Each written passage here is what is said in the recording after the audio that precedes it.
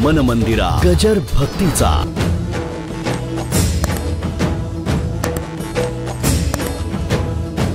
पूर्वीच्या काळी फक्त कृष्णच मुरली वाजवत होता, या काळात राधा सुद्धा मुरली वाजवत आहे. बाई जवळ सुद्धा आहे, पुरुषाजवळ सुद्धा आहे. काही म्हणजे ती कायम चालू राहतो टन टन टन टन टन टन टन टन. काय त्याच्यामध्ये इतकं म्युझिक टाकलेलं आहे, काय सिनेमाची गाणी आहेत, काय काय काय पाहिजे ते आहे, नको ते आहे, सर्व काही आहे. आता मला सांगा, अशी ती ऐकल्याबरोबर पळाली. बाप म्हणला गो कुठे बोलतो? नाही म्हणली, माझी खाली मैत्रीण उभी आहे. असं आहे बरोबर, कशाची मैत्रीण आहे काय? सध्या कपडे तर इतके सारखे झालेले आहेत की मागून दोघंही सारखे दिसतात.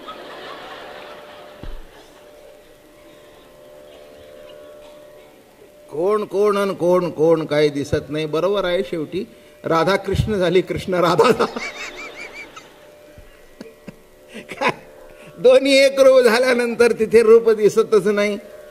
चला, ह्याच्यावर एक दृष्टांत, फार सुंदर दृष्टांत आठवला. खरंच अतिशय म्हणजे दुर्वास ऋषीला प्रश्न विचारला होता बरं का, फार सुंदर. आता हे बोलण्यातून सहज आठवलं की दुर्वासांना कोणीतरी विचारलं की राधेचं आणि कृष्णाचं नातं काय. ते म्हणाले, जास्ती काही मला माहिती नाही आहे, पण पांढऱ्या ग्लासामध्ये जर जांभळं पाणी ओतलं आणि जांभळ्या ग्लासामध्ये जर पांढरं पाणी ओतलं तर दोन्ही कसे दिसतील? तर म्हणे दोन्हीत भेदच दिसणार नाही. तसं राधाकृष्णाचं नातं आहे. तसं राधाकृष्णाचं ही एकरूपता आहे. काय ही एकरूपता आहे? ती एकरूपता केवळ शरीर संबंध नाही. म्हणून 4 दिवस 1-2-3 वेळा ही ओवी म्हटली. नव्हे काम तो भोगरती सुखाचा, निजानंद तो ओपिला अंतरीचा. नव्हे काम तो भोग रती सुखाचा. म्हणून मागे आणि दरवर्षी एकदा तरी असतंच, तुमच्या लक्षात यावं म्हणून. तुमच्या जे जाणते श्रोते आहेत, चांगले लक्ष देऊन ऐकणारे आहेत, त्यांना लक्षात येईल की महाराजांनी हे मागे सांगितलंय. शरीर शरीराकडे आकृष्ट होतं तो काम आहे, मन मनाकडे आकृष्ट होतं ते प्रेम आहे, आणि हृदय हृदयाकडे आकृष्ट होतं ती भक्ती आहे. काय 3 शब्द सांगितले? शरीर जेव्हा शरीराकडे आकृष्ट होतं काम आहे, दॅट इज सेक्स, वासना आहे. कारण लक्ष फक्त शरीरावर आहे, त्याच्या पलीकडे गेलंच नाही, काम आहे. कालांतराने शरीर बाजूला पडलं, पण पती पत्नींचं मन जुळून गेलं बरं का. तो भोग भोगण्याकरता इंद्रियात शक्ती राहिली नाही, आणि भोग भोगून सुद्धा इंद्रियांना त्याची गरजही राहिली नाही. मग मागे पडलं. पण असं असून सुद्धा ती जर बाबा महाराजांच्या प्रवचनाला आली असेल आणि तिला 10 मिनिटं उशिरा झाला तर म्हातारा गच्चीत फेऱ्या मारतो.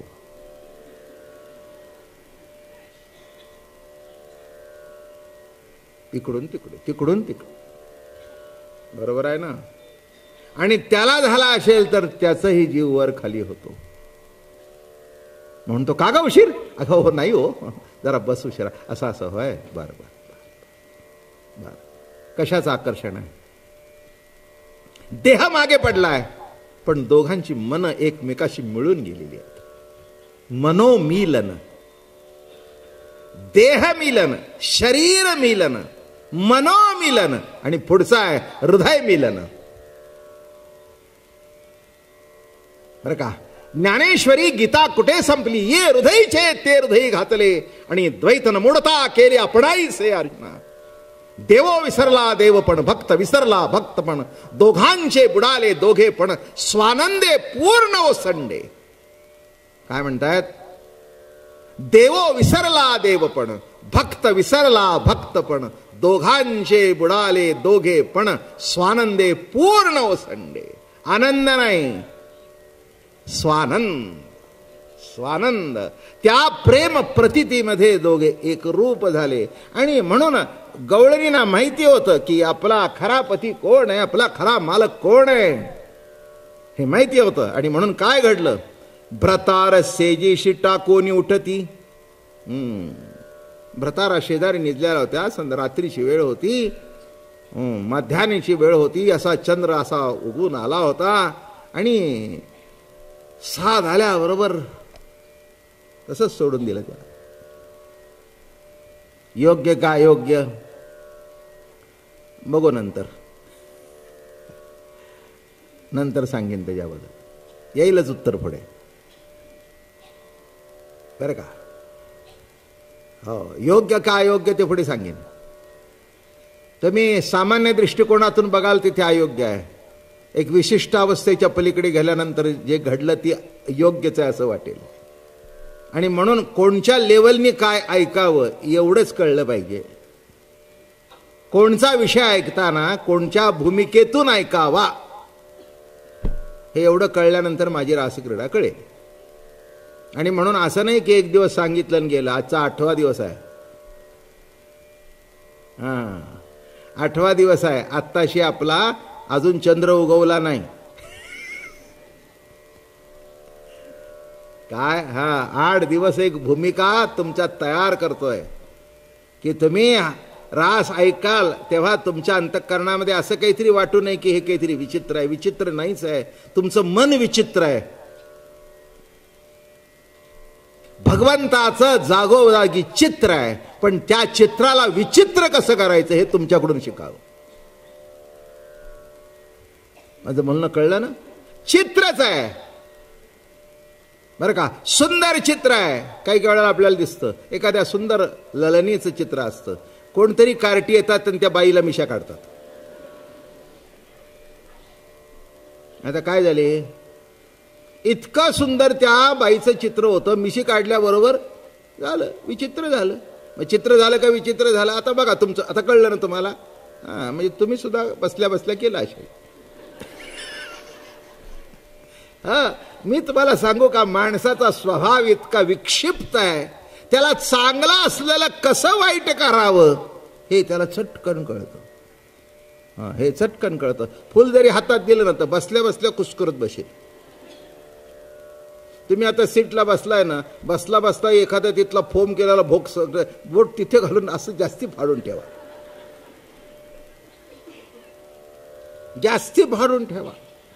म्हणजे माणसाची मनोवृत्ती ही अशी आहे. म्हणून तसं करू नका. हे कृष्ण भगवंताचं चित्र आहे. ते चित्र तुमच्या पुढे मांडलंय. तुमच्या, खरं सांगू का, एक सुमनाची माळ घाला. भगवंताच्या गळामध्ये जी माळ आहे ना ती सुमन माला आहे. सुमन. मग काय सांगतोय, सुमन. फुलाला दुसरं नाव आहे सुमन. फुल नाही, सुमन. कोणची फुलं चालत नाहीत. देवाच्या गळ्यामध्ये जो हार आहे तो सुमन माला आहे. सुमन, उत्कृष्ट वृत्तीची जी माणसं आहेत ती भगवंताच्या सुमन मालेमध्ये जाऊन बसलेली आहेत. सुमन मुनी आहेत ते बरं का. ज्याचं मन सुमन झालेलं आहे त्यामुळे मनन चालू आहे. सतत जो मनन करतो तो मुनी. आणि मनन कुणाचंही करत नाही, प्रभूच्या प्रेम प्रतितीचं मनन करतो. सुमन. सुमन अशी मला गळ्यात आहे त्याच्या बरं का. आणि प्रतार शेजे टाकोनी वाढती पंगती निघाले. पंगत वाढता वाढता भाजी वाढायला गेली आहे. पूर्वीचं घर, पहिली पुरुषाची पंगत म्हणजे 10-15 माणसाची. कारण तिथे काय एक खावं, एक काय ते काय म्हणतात, एक और हम बस काय ते माहिती नाही मला. पूर्वी एक और दो, आता एकच. पुढे म्हणतील नकोच. कळलं का. असा काळ येईल कालांतराने, काही सांगता येत नाही काय होईल आणि काय नाही. माणसाची मनोवृत्ती कशी बदलते सांगता येत नाही. जुना काळ. मग आता पंगत वाढायला लागल्यानंतर सांगितलं बाई भाजी वाढ. भाजी 4 माणसाला वाढली. हाक आल्याबरोबर ती म्हटली पोटात दुखायची कळ आली लगेच. अर्धी सोडून गेली निघून. जाऊबाईला म्हणली तू वाढ, सासूला म्हणली तुम्ही वाढ. कुठे जाते म्हणले भयंकर त्रास होतो. लक्षात आलं का काय म्हटलं मी? हो, बाकीच्याही घरात होत्या पण त्यांना ऐकू आली नाही हात. तसं परमार्थाची साध सुद्धा सगळ्याला ऐकू येत नाही. ज्याचं पूर्वजन्मीचं सुकृत असेल त्यालाच अध्यात्माची परमार्थाची हाक ऐकू येते. मन मंदिरा गजर भक्तीचा.